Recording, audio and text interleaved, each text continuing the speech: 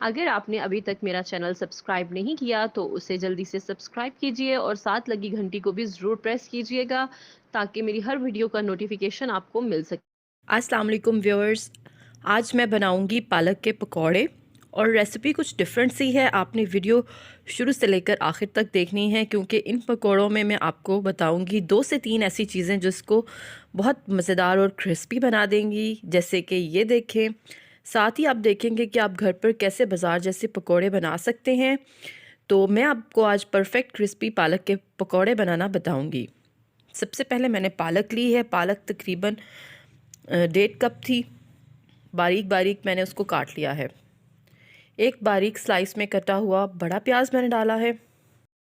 2 मैंने आलू लिए थे जिनको स्लाइस में बारीक बारीक काट लिया है। इनकी कटिंग बिल्कुल ऐसे ही कीजिएगा।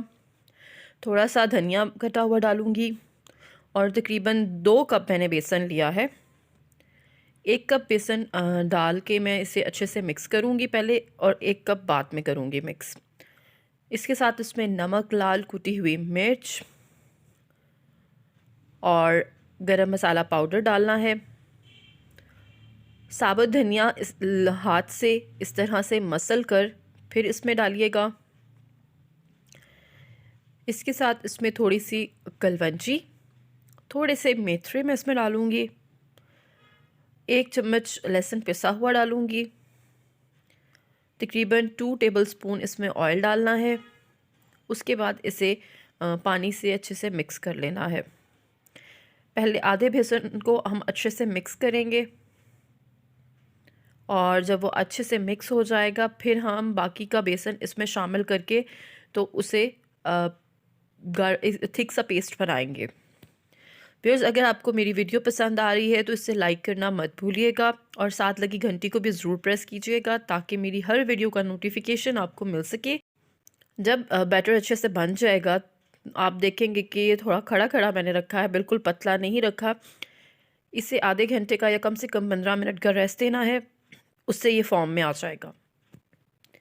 और तकरीबन आधे घंटे बाद अब मैं इसे करूँगी फ्राई।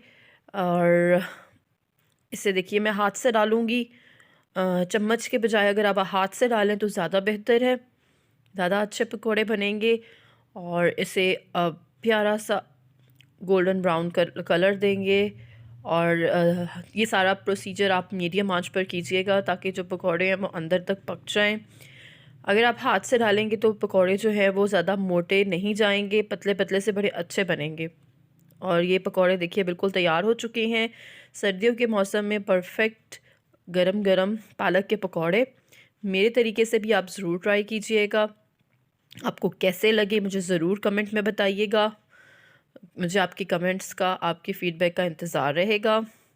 और ये ज़बरदस्त से सर्व कर दिए हैं मैंने पालक के पकोड़े। एंजॉय कीजिएगा और मेरी मिलते हैं अगली वीडियो में। अल्लाह हाफ़िज़।